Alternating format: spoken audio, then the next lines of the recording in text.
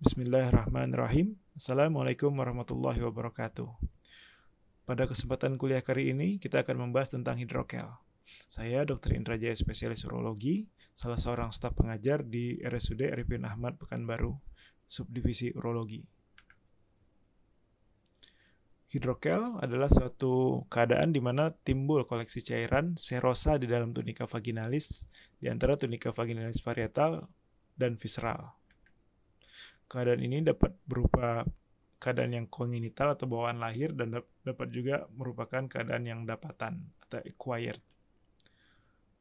Penyebabnya sendiri dapat berupa gangguan yang primer, yaitu gangguan absorpsi pada cairan dari tunika vaginalis testis. Dapat juga sekunder akibat infeksi, torsio, tumor testis, ataupun trauma. Hidrokel dapat dibagi berdasarkan hubungan antara organ peritoneum. Di sini bisa kita lihat anatomi dalam keadaan normal, organ intraperitoneum tidak ada hubungan dengan organ intraskrotal, di mana hubungan yang pernah terbentuk pada saat fase janin itu akan terjadi obliterasi yang akan terbentuk menjadi suatu prosesus vaginalis.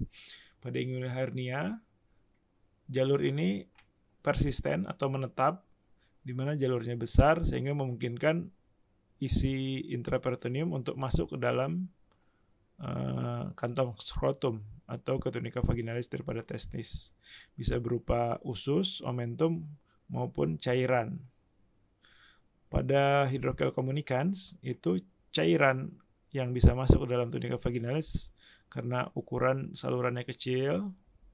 Sementara pada yang non-communicans atau ini adalah hidrokel yang paling sering ditemukan atau primary hydrocele, itu cairan murni hanya berada pada tunika vaginalis, tidak ada hubungan dengan rongga peritoneum. Bisa juga ditemukan dalam bentuk hidrokel of the cord, yaitu hidrokel yang terjadi hanya pada proses vaginalis. Apabila tonjolan dari atau isi cairan dari peritoneum hanya sampai pertengahan daripada proses vaginalis, kita namakan sebagai funicokel atau funicular hydrocele of the cord. Untuk pemeriksaan fisik daripada hidrokel sendiri, kita bisa raba, ditemukan adanya fluktuasi atau perabaan bahwa organ tersebut atau kelainan tersebut berisi cairan. Yang kedua, transiluminasi atau diapanoskopi dapat kita lakukan dengan cara menyenter bagian bawah atau bagian samping daripada benjolan tersebut. Kemudian kita lihat apakah ada cairan organ kelainan tersebut berpendar atau tidak. Bila berpendar, kita bisa nilai ini adalah suatu hidrokel yang berisi cairan bening.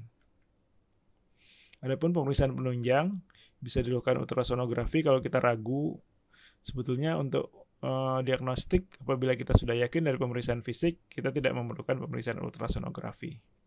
Dari pemeriksaan ultrasonografi kita bisa lihat adanya cairan yang berada di dalam tunika vaginalis daripada skrotum.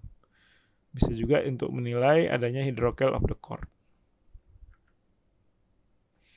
Adapun tata laksana yang bisa kita kerjakan pada pasien-pasien dengan hidrokel, yang pertama, teknik pembedahan plikasi atau dengan LORD prosedur. Dilakukan dengan melipat bagian tunika vaginalis yang berlebih setelah kita drainase isi cairan di dalamnya, dilakukan pengikatan atau diplikasi di beberapa tempat.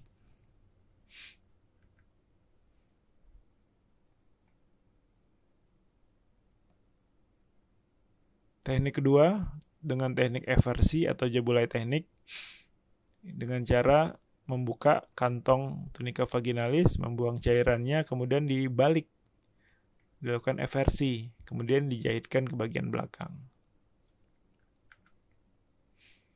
Teknik ketiga dengan melakukan teknik SCC atau Andrew teknik, tunika vaginalis kita buka, cairan dikeluarkan, kemudian dilakukan pembuangan atau eksisi dari tunika vaginalis testis yang berlebih atau yang besar. Teknik ini kekurangannya akan banyak terjadi perdarahan, kemudian pasca operasi biasanya timbul edema atau bengkak pada testis. Itu yang bisa saya sampaikan untuk hidrokel. Apabila ada yang ditanyakan, dipersilakan, akan coba saya jawab semampu saya. Terima kasih atas perhatiannya.